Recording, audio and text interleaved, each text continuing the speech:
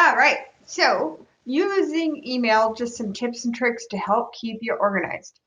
One of the things I do is I use archive a lot. So if I had an email here from Sue, she's a member of the public, and I have dealt with it, instead of deleting it, I use archive, this archive button right here. And I use the archive button because it takes it out of my inbox and it means I've dealt with it. And what that means is it keeps my inbox a bit cleaner. So I deal with it, archive, deal with it, archive. And then I don't get a huge buildup of 15,000 things. The things in my inbox I have to deal with. When you archive it, it goes to this folder called All Mail. And you can see the stuff that's in there. So that helps me focus on what I need to deal with in my inbox. So that helps keep things clean. One thing I also did was move my chat over here to the right side. So instead of having my chat down here, I moved it over to the right side to make a little more screen real estate for my chat. So you do that in the gear and in the settings. And it's actually an advanced feature, believe it or not. And you enable right side chat and you have to save changes there. The other one that I use quite a bit is templates. Templates are like a canned response. So you can save an email and reuse it over and over again. So I also have that one enabled because I find that one really quite useful. So I'll show you what that canned response looks like, the templates. So templates live in your Compose window. And it's under 3 dots here, and it's templates. And you can write an email and then save it as draft.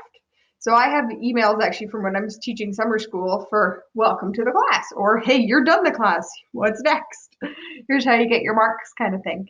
So those emails that you might be sending over and over again, you can save it and then customize it after. So this one, you can see there's links in it.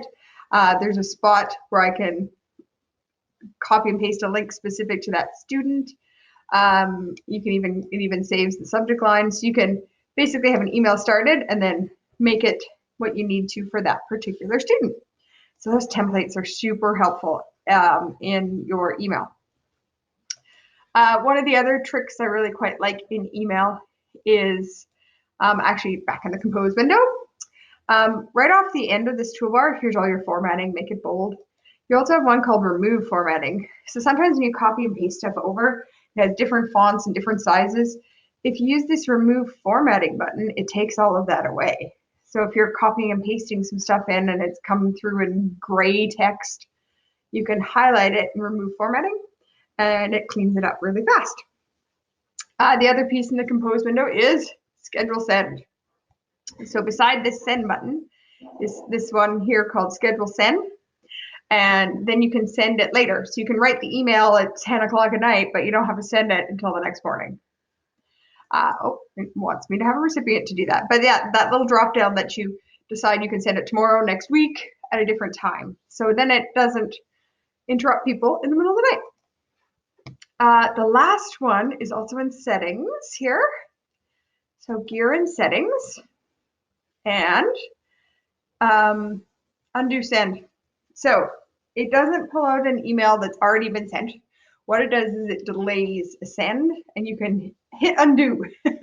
So I put it at 10 seconds, this undo send setting, and this one you have to save changes. And what that means, if I go to send an email,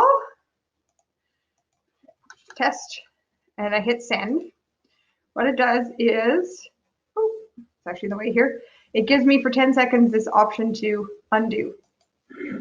So basically it doesn't send it yet, and it just catches that email if you didn't mean to send it. That, you know, that twitchy pinky and you accidentally hit enter and it sends.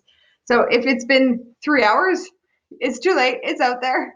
But this way it just gives you that second thought of, wait, I didn't mean to send that yet. So that's a really helpful setting. So there's other settings in here. This one here is send and archive. I love that one because it helps me keep my inbox clean. So after if I was going to reply to this email from the librarians, Learning Commons staff, they're great. So if I hit reply, I have 2 options when I turn that on, send or send an archive. So I could send a response and then it archives the email to get it out of my inbox. So I have to send and then go back and clean up my email. It just skips a step so I can hit send and archive. And then it's out of my inbox and out of my life again, which is kind of nice. And if people reply, it comes back into my inbox. So that just helps see archive.